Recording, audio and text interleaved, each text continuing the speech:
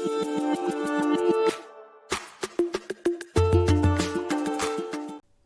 Physics ഓൺലൈൻ്റെ മറ്റൊരു പുതിയ വീഡിയോയിലേക്ക് എല്ലാ പ്രിയപ്പെട്ട വിദ്യാർത്ഥികൾക്കും സ്വാഗതം. +1 ഹയർ സെക്കൻഡറി ഫിസിക്സിലെ ഫസ്റ്റ് ചാപ്റ്റർ ആയിട്ടുള്ള ഫിസിക്കൽ വേൾഡ് എന്നുള്ള ചാപ്റ്ററിലെ വളരെ പ്രധാനപ്പെട്ട ഒരു ടോപ്പിക്കാണ് ഇന്ന് നമ്മൾ ഇവിടെ പറയുന്നത്. അപ്പോൾ എല്ലാ കുട്ടികളും വളരെ ശ്രദ്ധയോടെ ഈ ഒരു വീഡിയോ ട്യൂട്ടോറിയൽ കാണുക. അപ്പോൾ ഇന്നത്തെ നമ്മുടെ ടോപ്പിക് എന്നുള്ളത് ഇതാണ്: fundamental forces in nature. Fundamental forces in nature എന്നുള്ള ടോപ്പിക്ക്. ഇവിടെ നിങ്ങൾ കാണുന്ന പോലെ മേഘങ്ങൾ നീങ്ങുന്നു, അതോടൊപ്പം തന്നെ അവിടെ ഒരു വിൻമില്ല് കറങ്ങുന്നത് കാണാം അല്ലേ. അതുപോലെ തന്നെ വളരെ വേഗതയിലുള്ള ഒരു ട്രെയിന് നീങ്ങുകയാണ്. എന്നാൽ വളരെ പതുക്കെ ചലിക്കുന്ന ആമ അല്ലേ, ടോർട്ടോയ്സിനെ നിങ്ങൾക്ക് കാണാം. നിശ്ചലമായി നിൽക്കുന്ന പാറക്കെട്ടുകൾ. ഇതിലെല്ലാം എന്തുണ്ട്? ഫോഴ്സ് ഉണ്ട്. ഈ പറഞ്ഞവയൊക്കെ ആ പറയുന്ന ചലനത്തിൻ്റെ കാരണം എന്താണ്? മേഘങ്ങൾ ചലിക്കുന്നത് നിങ്ങൾ കണ്ടു, കാറ്റടിക്കുന്ന സമയത്ത് കാറ്റാടി കറങ്ങുന്നത് കണ്ടു, വളരെ വേഗതയിലുള്ള ട്രെയിൻ കണ്ടു, വളരെ പതുക്കെ ചലിക്കുന്ന ടോർട്ടോയ്സിനെ, ആമയെ നിങ്ങൾ കണ്ടു.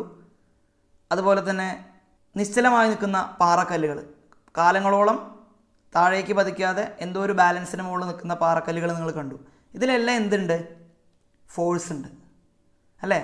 ഒരു ബലമുള്ളത് കൊണ്ടാണ് ഈ പറഞ്ഞ എല്ലാ കാര്യങ്ങളും, ഇപ്പോൾ നിങ്ങളിവിടെ കണ്ട എല്ലാ കാര്യങ്ങൾക്കും പുറകിലുള്ള ഫിസിക്സ് എന്താണ്? ഫോഴ്സാണ്. അപ്പോൾ എന്താണ് force? A push or pull on an object that causes change in its motion. ഒരു വസ്തുവിനെ ചലിപ്പിക്കുന്നത് എന്താണോ അതിനുവേണ്ടി നമ്മളൊരു വസ്തുവിനെ പുഷ് തള്ളുകയാണെങ്കിലും അല്ലെങ്കിൽ പുൾ വലിക്കുകയാണെങ്കിലും that causes a change in its motion, that is called a force. അപ്പോൾ അതാണ് ഫോഴ്സ്. നമുക്ക് കസേരയിൽ ഇരിക്കുന്ന സമയത്ത് നമ്മൾ സ്പേസിൽ ഫ്ലോട്ട് ചെയ്യുന്നില്ല, അതുപോലെ തന്നെ ഭൂമിയിലേക്ക് നമ്മൾ പതിക്കുന്നില്ല. ഒരു കാറ് നമുക്ക് വളരെ ജെൻറ്റിൽ പുഷിൽ സ്റ്റാർട്ട് ചെയ്യണമെങ്കിൽ, ഒരു പന്ത് നമുക്ക് എറിയണമെങ്കിൽ നമുക്ക് എന്താവശ്യമാണ്? ഫോഴ്സ് ആവശ്യമാണ്. അതുപോലെ ഒരു ലാപ്ടോപ്പിൽ നിന്ന് ഒരു USB കേബിൾ അഴിക്കണമെങ്കിൽ, നമുക്ക് ജിമ്മിൽ പോയി ഒരു എക്സസൈസ് ചെയ്യണമെങ്കിൽ എല്ലാം എന്താവശ്യമാണ്? ഫോഴ്സ് ആവശ്യമാണ്. ചന്ദ്രൻ്റെ ആകർഷണം സമുദ്രത്തിൽ തിരമാലകൾ ഉണ്ടാക്കുന്നു എന്ന് നമ്മൾ പഠിച്ചിട്ടുണ്ട് അല്ലേ. അതുപോലെ തന്നെ ഒരു കാന്തം ഇരുമ്പ് പൊടികളെ ആകർഷിക്കുന്നു അല്ലേ, ന്യൂക്ലിയർ ബോംബ് പൊട്ടിത്തെറിക്കുന്ന ഒരു വീഡിയോ. ഈ പറഞ്ഞ എല്ലാ കാര്യങ്ങളിലും ഞാൻ ഈ പറയുന്ന ഫോഴ്സ് എന്നുള്ളത് തന്നെയാണ് ഇതിൻ്റെ പുറകിലുള്ള ശാസ്ത്രം. എന്തായാലും ഈ പറഞ്ഞ എല്ലാ ഫോഴ്സുകളും പ്രപഞ്ചത്തിലുള്ള ഞാനിപ്പോൾ കാണിച്ച പല ഉദാഹരണങ്ങളിലുള്ള എല്ലാ ഫോഴ്സുകളും അടിസ്ഥാനപരമായി 4 ഫണ്ടമെൻ്റൽ ഫോഴ്സുകളുടെ കീഴിലാണ് വരുന്നത്. അവ ഏതൊക്കെയാണെന്ന് നമുക്ക് വളരെ ഡീറ്റെയിൽ ആയി പഠിക്കാം. So, fundamental forces in nature. The first one is gravitational force. Gravitational force-നെ ഞാൻ ഇവിടെ G എന്ന് ഡിനോട്ട് ചെയ്തിട്ടുണ്ട്. നിങ്ങൾക്ക് ഓർമ്മിക്കാൻ എളുപ്പത്തിന് വേണ്ടിയിട്ടാണ് ഇങ്ങനെ ഒരു നൊട്ടേഷൻ ഇവിടെ കൊടുത്തിട്ടുള്ളത്. Next one is weak nuclear force and it is denoted by W. Electromagnetic force, അതിന് ഞാൻ E എന്നുള്ള നൊട്ടേഷൻ കൊടുത്തിട്ടുണ്ട്. Strong nuclear force, that is N. 4 fundamental ഫോഴ്സുകളാണ് നിലവിലുള്ളത്. ആ 4 ഫോഴ്സുകൾ ഇവയാണ്: gravitational force, weak nuclear force, electromagnetic force and strong nuclear force. നമ്മളിതിനെ ഓർമ്മിക്കാൻ നമുക്ക് എളുപ്പം ഈ ലെറ്റേഴ്സ് കൊടുത്തു കഴിഞ്ഞാൽ ന്യൂ എന്ന് വേണമെങ്കിൽ നമുക്ക് ഓർമ്മിക്കാം. ന്യൂ എന്ന് പറയുമ്പോൾ ന്യൂ ജനറേഷൻ എന്ന് ഓർമ്മിച്ചാൽ മതി. N stands for strong nuclear force, E for electromagnetic force, W for weak nuclear force and G for gravitational force. അപ്പോൾ ന്യൂ എന്ന് നിങ്ങൾ ഓർമ്മിച്ച് വയ്ക്കുക. ഇനി ഇതിലെ ഫസ്റ്റ് വൺ ആയിട്ടുള്ള ഗ്രാവിറ്റേഷണൽ ഫോഴ്സ്. എന്തൊക്കെയാണ് ഗ്രാവിറ്റേഷണൽ ഫോഴ്സിൻ്റെ പ്രത്യേകതകൾ നമുക്ക് നോക്കാം. അതൊരു യൂണിവേഴ്സൽ ഫോഴ്സാണ്. പ്രപഞ്ചത്തിലുള്ള എല്ലാ വസ്തുക്കളും തമ്മിൽ ഉള്ളൊരു ഫോഴ്സാണ് എന്ത്? Gravitational force. പ്രപഞ്ചത്തിലുള്ള ഏത് വസ്തുക്കൾക്കും മാസാണ് അടിസ്ഥാനപരമായിട്ട് അതിൻ്റെ ഒരു ഫാക്ടർ. അപ്പോൾ ഏത് വസ്തുക്കൾക്കും മാസ് ഉണ്ടായിരിക്കും. മാസുള്ള ഏത് വസ്തുക്കളും തമ്മിൽ എന്ത് ഫോഴ്സ് ഉണ്ടായിരിക്കും? ഗ്രാവിറ്റേഷണൽ ഫോഴ്സ് ഉണ്ടായിരിക്കും. അതാണ് ഇവിടെ ഇങ്ങനെ കൊടുത്തിട്ടുള്ളത്, by virtue of their masses. Newton's law of gravitation നിങ്ങൾ പഠിച്ചിട്ടുണ്ടായിരിക്കും. ന്യൂട്ടൺസ് ലോ ഓഫ് ഗ്രാവിറ്റേഷൻ എന്താണ് അതിൻ്റെ equation? F = G × m1 m2 divided by r². G എന്നുള്ളത് യൂണിവേഴ്സൽ ഗ്രാവിറ്റേഷണൽ കോൺസ്റ്റൻ്റ് ആണ്. m1 എന്നുള്ളത് ഒന്നാമത്തെ വസ്തുവിൻ്റെ മാസും m2 എന്നുള്ളത് രണ്ടാമത്തെ വസ്തുവിൻ്റെ മാസുമാണ്. അവർ തമ്മിലുള്ള ദൂരമാണ് r. So F = G m1 m2 divided by r². കൂടാതെ ഗ്രാവിറ്റേഷണൽ ഫോഴ്സിൻ്റെ പ്രത്യേകത എല്ലാ സമയത്തും ഗ്രാവിറ്റേഷണൽ ഫോഴ്സ് എപ്പോഴും എന്തായിരിക്കും? Always attractive in nature. എല്ലാ വസ്തുക്കളും തമ്മിൽ ആകർഷിക്കുക മാത്രമാണുള്ളത്. ഗ്രാവിറ്റേഷണൽ ഫോഴ്സിൻ്റെ ഫലമായിട്ട് ആകർഷണം മാത്രമാണ് ഉണ്ടാവുക. So gravitational force always attractive in nature. കൂടാതെ ഇത് ലോങ് റേഞ്ച് ഫോഴ്സാണ്. വളരെ ദൂരത്തേക്ക് തന്നെ ഒരു പരിധിയുള്ള ഒരു ഫോഴ്സാണ് ഗ്രാവിറ്റേഷണൽ ഫോഴ്സ്. അല്ല, വളരെ പ്രധാനപ്പെട്ട ഒരു പോയിൻ്റാണ്. അതുകൊണ്ടാണ് ഇങ്ങനെ റെഡ് കളറിൽ ഹൈലൈറ്റ് ചെയ്ത് കൊടുത്തിട്ടുള്ളത്.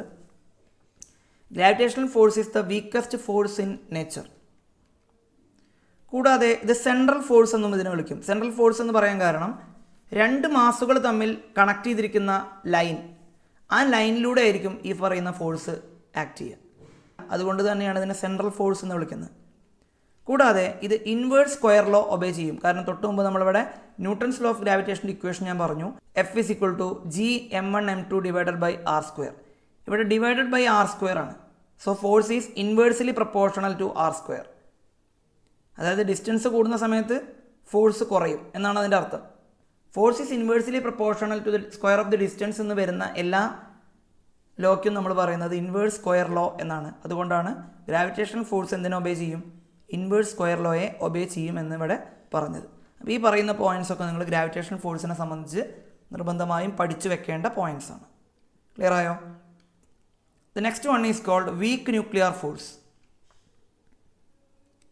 നിങ്ങൾ റേഡിയോ ആക്ടിവിറ്റി എന്നുള്ള ഒരു ഫിനോമിന നിങ്ങൾ കേട്ടിട്ടുണ്ടാവും. റേഡിയോ ആക്ടിവിറ്റിയിലുള്ള ഒരു പ്രത്യേകതരം ഡി ആണ് beta D K. Alpha D K, beta D K, gamma D K എന്നൊക്കെ കേട്ടിട്ടുണ്ടാവും. അതിലുള്ള ബീറ്റ ഡി കെ, ഈ ബീറ്റ ഡി കെയുടെ സമയത്താണ്, ഈ ബീറ്റ ഡി കെ നടക്കുന്ന സമയത്ത് ഒരു ന്യൂക്ലിയസ് ഒരു ഇലക്ട്രോണും ഒരു ന്യൂട്രോണോയും എമിറ്റ് ചെയ്യുന്നു. അവ തമ്മിലുള്ള ആ ഫോഴ്സ് ഓഫ് ഇൻട്രാക്ഷനെയാണ് നമ്മൾ വീക്ക് ന്യൂക്ലിയർ ഫോഴ്സ് എന്ന് വിളിക്കുന്നത്. അപ്പോൾ വീക്ക് ന്യൂക്ലിയർ ഫോഴ്സ് ഏത് ഡി കെയിലാണ് ഉണ്ടാവുക എന്നുള്ളത് മനസ്സിലാക്കി വയ്ക്കുക. ബീറ്റ ഡി കെയിലുള്ള ഒരു ഫോഴ്സാണെന്ത്? Weak nuclear force. കൂടാതെ വീക്ക് ന്യൂക്ലിയർ ഫോഴ്സ് എന്ത് ഒബേ ചെയ്യില്ല? Inverse square law weak nuclear force obey ചെയ്യില്ല എന്നുള്ള കാര്യം നിങ്ങൾ മനസ്സിലാക്കുക. കൂടാതെ വീക്ക് ന്യൂക്ലിയർ ഫോഴ്സ് വളരെ ഷോർട്ട് റേഞ്ച് ഫോഴ്സാണ്. ഒരു ന്യൂക്ലിയസിനകത്ത്, ന്യൂക്ലിയസിൻ്റെ സൈസ് ഞാൻ നിങ്ങൾക്ക് പറഞ്ഞു തന്നിരുന്നു, 10⁻⁴ മീറ്റർ ലെവലിലാണ് ന്യൂക്ലിയസിൻ്റെ സൈസ് വരുന്നത്. അപ്പോൾ അത്രയും ചെറിയ പരിധിക്കുള്ളിൽ നിൽക്കുന്ന ഒരു ഫോഴ്സാണ്. അതുകൊണ്ടാണ് തന്നെ ഷോർട്ട് റേഞ്ച് ഫോഴ്സ് എന്ന് വിളിക്കുന്നത്. അപ്പോൾ ഇത്രയും കാര്യങ്ങൾ നിങ്ങൾ വീക്ക് ന്യൂക്ലിയർ ഫോഴ്സ് എന്നുള്ളതിന് കീഴിൽ നിങ്ങൾ പഠിച്ചു വയ്ക്കുക. ഷോർട്ട് റേഞ്ച് ഫോഴ്സ് അത് വളരെ പ്രധാനപ്പെട്ട ഒരു ഭാഗമാണ്. അതുകൊണ്ടാണ് ഞാനിതിനെ ഹൈലൈറ്റ് ചെയ്ത് കൊടുത്തിട്ടുള്ളത്. Next one is called electromagnetic force. ഒരു മെഴുകുതിരി കത്തുന്ന സമയത്ത് ആ മെഴുകുതിരിയുടെ ഒരു ക്യാൻഡിലിൻ്റെ ഫ്ലെയിം ഉണ്ട് അല്ലേ? പല വർണ്ണങ്ങൾ നിങ്ങൾക്ക് അതിൽ കാണാം. റെഡ് കാണാം, യെല്ലോ കാണാം, ചെറിയ ബ്ലൂ കളർ കാണാം. ഈ പറയുന്ന കണികകളൊക്കെ തമ്മിലൊരു ഫോഴ്സ് ഓഫ് ഇൻട്രാക്ഷൻ ഉണ്ട്. അത് ഇലക്ട്രോ മാഗ്നറ്റിക് ഫോഴ്സിൻ്റെ ഫലമായിട്ടാണ് ആ പറയുന്ന ഫ്ലെയിമിനകത്തുള്ള പാർട്ടിക്കിൾസ് തമ്മിലുള്ള ഫോഴ്സ് ഇലക്ട്രോ മാഗ്നറ്റിക് ഫോഴ്സാണ്. നിശ്ചലമായിട്ടുള്ള ചാർജുകൾ തമ്മിലുള്ള ഫോഴ്സാണ് ഇലക്ട്രിക് ഫോഴ്സ്. എന്നാൽ ചാർജുകൾ മൂവ് ചെയ്യുന്ന സമയത്ത് അവിടെ ഉണ്ടാകുന്ന ഫോഴ്സ് മാഗ്നറ്റിക് ഫോഴ്സാണ്. റെസ്റ്റ് ആയിട്ടുള്ള ചാർജുകൾ തമ്മിലുള്ള ഫോഴ്സിനെ വളരെ ആധികാരികമായി പറയുന്ന ഒരു ലോയാണ് കൂളംസ് ലോ. അപ്പോൾ electromagnetic force it is governed by Coulomb's law. Force between charged bodies, രണ്ട് ചാർജുള്ള വസ്തുക്കൾ തമ്മിലുള്ള ഒരു ഫോഴ്സ് ഓഫ് ഇൻട്രാക്ഷനാണ് ഇലക്ട്രോ മാഗ്നറ്റിക് ഫോഴ്സ്. അത് അട്രാക്റ്റീവുമായിരിക്കും, റിപ്പൾസീവുമായിരിക്കും. രണ്ട് പോസിറ്റീവ് ചാർജുകളാണെങ്കിൽ അവ തമ്മിൽ വികർഷിക്കും, റിപ്പൾസീവും. ഒരു പോസിറ്റീവും ഒരു നെഗറ്റീവ് ചാർജും ആണെങ്കിൽ അവർ തമ്മിൽ ആകർഷിക്കും, അട്രാക്റ്റീവ് ആയിരിക്കും. രണ്ട് നെഗറ്റീവ് ചാർജുകളാണെങ്കിലും അത് റിപ്പൾസീവ് ഫോഴ്സ് ആയിരിക്കും.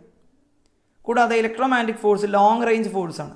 വളരെ ദൂരപരിധിയുള്ള ഒരു ഫോഴ്സാണ് electromagnetic force. Electromagnetic ഫോഴ്സിന് ഒരു ഇൻ്റർവീനിങ് മീഡിയം അവിടെ ആവശ്യമില്ല. It does not require any intervening medium. പക്ഷേ ഒരു മീഡിയം അവിടെ വരികയാണെങ്കിൽ ആ പറഞ്ഞ ഒരു ചെറിയ മാറ്റം ഇലക്ട്രോ മാഗ്നറ്റിക് ഫോഴ്സിൽ ഉണ്ടാവുകയും ചെയ്യും. ഇലക്ട്രോ മാഗ്നറ്റിക് ഫോഴ്സ് എന്നുള്ളത് 10⁻36 times stronger than gravitational force. Gravitational force 1 എന്നുള്ളതാണ് നമ്മൾ എടുക്കുന്നതെങ്കിൽ അതിനേക്കാൾ 10⁻36 മടങ്ങ് 10⁻36 ടൈംസ് സ്ട്രോങ്ങർ ആയിരിക്കും അവർ ഇലക്ട്രോ മാഗ്നറ്റിക് ഫോഴ്സ്. ഇത്രയും കാര്യങ്ങളാണ് ഇലക്ട്രോ മാഗ്നറ്റിക് ഫോഴ്സിൻ്റെ കീഴിൽ നമ്മൾ പഠിച്ചു വെക്കേണ്ടത്. വളരെ പ്രധാനപ്പെട്ട ഒരു ഭാഗമാണ് ഇവിടെ ഹൈലൈറ്റ് ചെയ്ത് കൊടുത്തിട്ടുള്ളത്. 10⁻36 ടൈംസ്, അതുപോലെ തന്നെ Coulomb's law. Next one is strong nuclear force.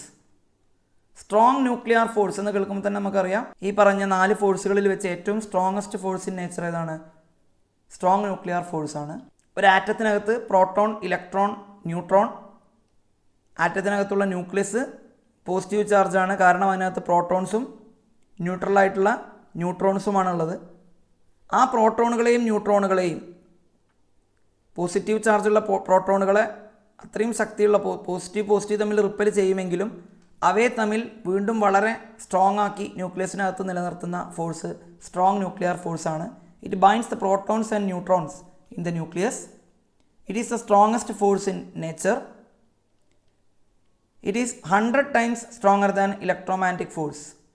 Electromagnetic ഫോഴ്സിനേക്കാൾ 100 മടങ്ങ് സ്ട്രോങ്ങറാണ് ആര്? Strong nuclear force.